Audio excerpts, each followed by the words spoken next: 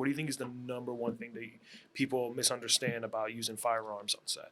If we're referring to the cast and crew, I mean, I guess I'd probably say safety. I mean, the recoil is definitely one. I mean, certainly the safety is the most important one. Right. Usually people are pretty damn good about that. It's just kind of instinctual, even if there's no live rounds in it. You know, when you're not rolling, just try not to point it at people. Right. I think most people can kind of learn Yeah. to just kind of A common lot of sense it's it. just like Kind of, basic common sense, the yeah. way I see it. Yeah. I'd say really that's the main thing. The recoil too. I know I mentioned before with like Polybius with any like feature films.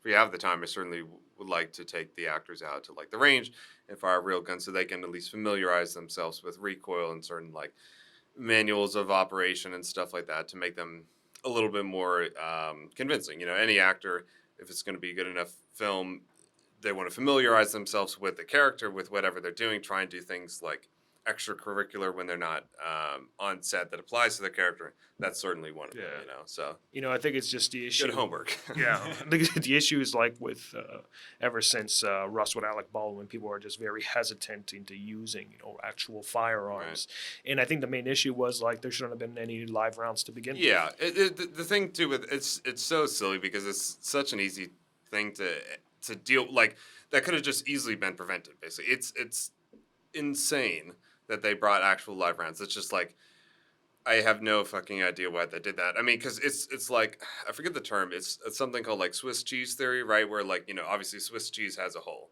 and there's a chance that something can go through the hole. But if you have multiple layers of Swiss cheese, there's like another thing that's blocking it. But eventually, there's going to be enough holes to connect that it can just fully go through. So like, Right. it's not just one mistake; Yeah. it's a bunch of mistakes going together. So like, was it bad enough that they have live rounds? Yeah, and then from there they didn't check it afterward. Like there's multiple times where they should have checked it. I don't know too much the details about like where necessarily the armor was with it.